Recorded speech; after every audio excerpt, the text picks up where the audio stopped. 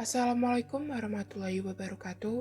Perkenalkan, nama saya Afi Ifatsila dari program studi D3 Teknologi Laboratorium Medik Reguler B Poltekkes Kemenkes Semarang dengan nomor induk siswa P1337434121065. Di kesempatan kali ini, saya akan menjelaskan tentang diksi. Kita mulai dari pengertian diksi. Sebenarnya apa sih diksi itu? Menurut Kamus Besar Bahasa Indonesia, diksi merupakan pemilihan kata yang memiliki makna tepat dan selaras, atau dalam penggunaannya memiliki kecocokan dalam mengungkapkan gagasan dengan pokok pembicaraan, peristiwa, dan khalayak pembaca atau pendengar pilihan kata. Di sini, fungsi diksi adalah agar pemilihan kata dan cara penyampaiannya dapat dilakukan dengan tepat sehingga orang lain mengerti maksud yang disampaikan dan tidak disalahartikan. Selanjutnya yaitu persyaratan diksi. Dalam memilih kata-kata, ada dua persyaratan yang harus dipenuhi, yaitu persyaratan ketepatan dan kesesuaian. Tepat, artinya kata-kata yang dipilih itu dapat mengungkapkan dengan tepat apa yang ingin diungkapkan, sehingga tafsiran pembaca sesuai dengan apa yang dimaksudkan penulis. Yang kedua yaitu kesesuaian. Kesesuaian ini menuntut kecocokan antara kata-kata yang dipakai dengan kesempatan dan keadaan pembaca. Berikutnya yaitu mengenai syarat diksi. Diksi yang baik harus memenuhi syarat-syarat di bawah ini. Di antaranya yaitu makna denotatif dan konotatif, makna umum dan khusus, kata konkret dan abstrak, sinonim, kata kajian dan kata populer, jargon dan slang. Yang pertama ada makna kata denotatif dan konotatif. Kata denotatif itu sendiri bermakna sebenarnya dari suatu kata atau kalimat. Sedangkan kata konotatif itu adalah kata atau kalimat yang memiliki arti bukan sebenarnya. Untuk lebih memahaminya lagi, saya akan memberikan dua contoh. Yang pertama ada Robi adalah seorang yang gemar membantu. Dia disukai banyak orang. Nah, di sini gemar membantu artinya ya gemar atau senang melakukan atau senang membantu orang lain. Nah, ini termasuk ke dalam kata denotatif, yaitu kata yang memiliki makna sebenarnya. Contoh yang kedua itu ada Rio harus membanting tulang untuk menghidupi keluarganya. Di sini kata membanting tulang itu bukan bermakna sebenarnya. Artinya itu Rio bukan membanting tulangnya, tetapi kata membanting tulang ini bermakna Rio harus bekerja keras untuk menghidupi keluarganya. Seperti itu. Yang kedua yaitu ada makna umum dan makna khusus. Makna umum ini merupakan sebuah kata yang mempunyai ruang lingkup yang cukup luas dan dapat diperinci maupun dijabarkan kembali menjadi lebih khusus dan sederhana. Nah, untuk yang makna khususnya yaitu merupakan sebuah kata yang mempunyai ruang lingkup terbatas atau sempit dan kata tersebut tidak bisa diperinci maupun dijabarkan kembali karena sudah khusus atau spesifik. Nah, kalau yang makna umum ini tuh bisa dikhususkan kembali atau bisa diperinci lagi gitu.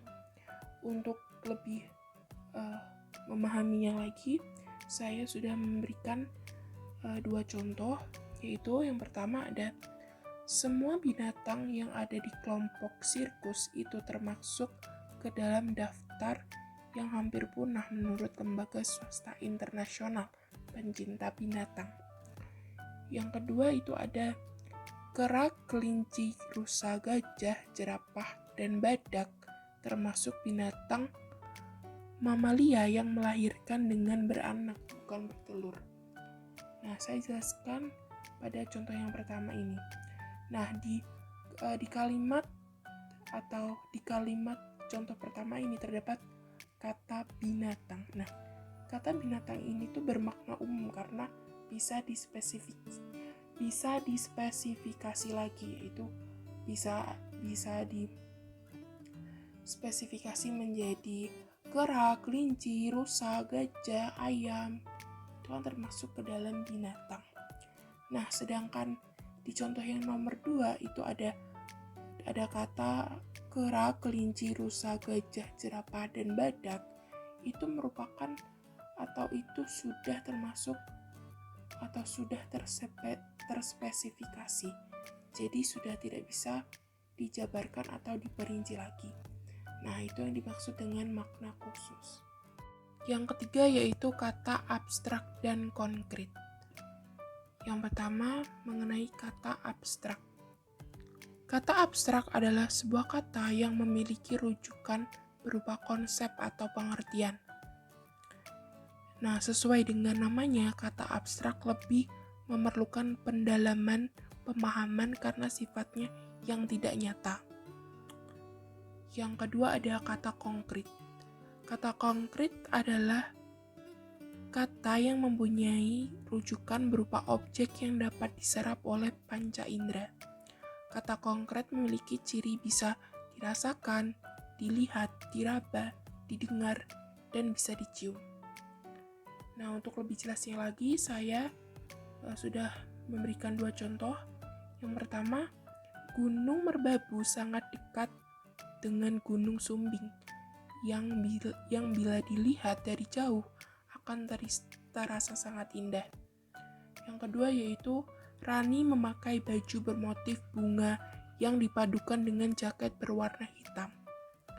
Nah, di contoh yang pertama ini terdapat kata indah.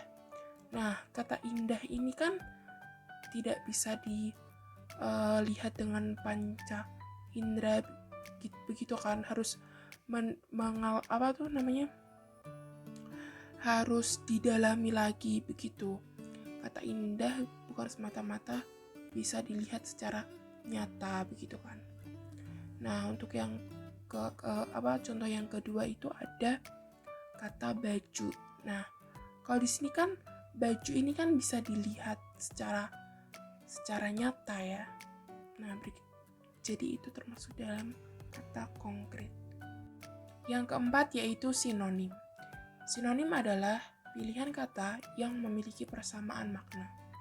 Contohnya di sini ada mati dan wafat. Nah, kedua kata ini kan memiliki persamaan makna. Begitu kan? Tapi kita kembali lagi ke pengertian dari diksi atau syarat dari diksi. Nah, syarat dari diksi ini kan harus sesuai dan tepat. Nah, di sini bisa bisa diaplikasikan gitu kan. Bisa disesuaikan. Kalau untuk kata mati ini tuh merupakan ekspresi atau pengungkapan kata yang kasar. Sedangkan wafat ini ekspresi pengungkapan kata yang lebih halus. Yang kelima ada kata kajian dan populer. Kata kajian adalah kata yang hanya dipakai atau dikenal oleh para ilmuwan dan kaum terpelajar. Kata ini biasanya digunakan pada karya-karya ilmiah. Kebanyakan dari kata-kata kajian ini merupakan kata serapan dari bahasa asing. Contohnya, aktivitas, filter, kontemplasi, pasien, alumnus, ranking, dan lain-lain. Yang kedua ada kata populer. Kata populer yaitu kata yang dikenal dan dipakai oleh semua lapisan masyarakat dalam percakapan sehari-hari. Contohnya ada kegiatan, penyaring, merenung, orang sakit, lulusan, peringkat, dan masih banyak lagi. Yang keenam ada jargon dan slang. Jargon adalah kata-kata teknis yang digunakan secara terbatas dalam bidang ilmu, profesi, atau kelompok tertentu. Contohnya di sini ada peserta didik dan kegiatan belajar mengajar. Nah, kedua jargon ini tuh digunakan dalam bidang pendidikan. Nah, jargon ini tuh gak cuma hanya di bidang pendidikan aja ya.